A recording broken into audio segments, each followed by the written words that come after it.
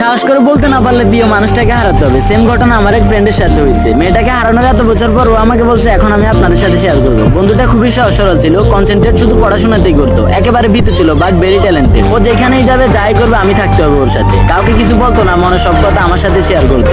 তবে হারামি এই ব্যাপারটা শেয়ার করো না যে কোনো ক্লাসমেটকে ভালো লাগতো। ও হয়তো চিন্তা করছে যদি ওর নাম খারাপ হয় আর আমি যদি এগুলা নিয়ে হাসাহাসি করি। আমরা আমাদের স্কুল থেকে 8 জন ট্রান্সফার নতুন হাই স্কুলে, বিকজ ওইখানে পড়াশোনার মান ভালো ছিল। তো আমি অল্প কিছুদিনের মধ্যে অনেক বন্ধু বান্ধব অ্যাড করে ফেলি, কিন্তু আমার বন্ধুটা কারোর সাথে মিশতো না। প্রাইভেট পড়তাম একসাথে, ওইখানেই আমাদের এক ক্লাসমেটকে ভালো লাগে। অল্প কিছুদিনের মধ্যে ফ্রেন্ডশিপও করে ফেলে ওর সাথে। সালা আমাকে ভুলে গেছিল। মেয়েটার বাড়ি ওর বাড়ির পাশেই ছিল, তো একসাথে স্কুল থেকে যেত, একসাথে আবার বাড়ি যেত। মাঝে মধ্যে আমি থাকতাম। কিছুদিন আমি খেয়াল করলাম ও পার্ট বেঞ্চের অন্য কোথাও বসছে। মাঝে মধ্যে দেখতাম মেয়েটার দিকে তাকাই থাকতো। তো আমি এগুলা নিয়ে তো চিন্তা করতাম না, ভাবতাম এমনি তাকাই আছে। কিন্তু ওর যে মেয়েটার জন্য কতটুকু ফিলিং ছিল মেয়েটাও তা জানতো না। কোনো ছেলে মেয়েটার সাথে কথা বললে জ্বলতো। কিছুদিন পর জানতে পারে অন্য একটা বখাটে ছেলে মেয়েটাকে ডিস্টার্ব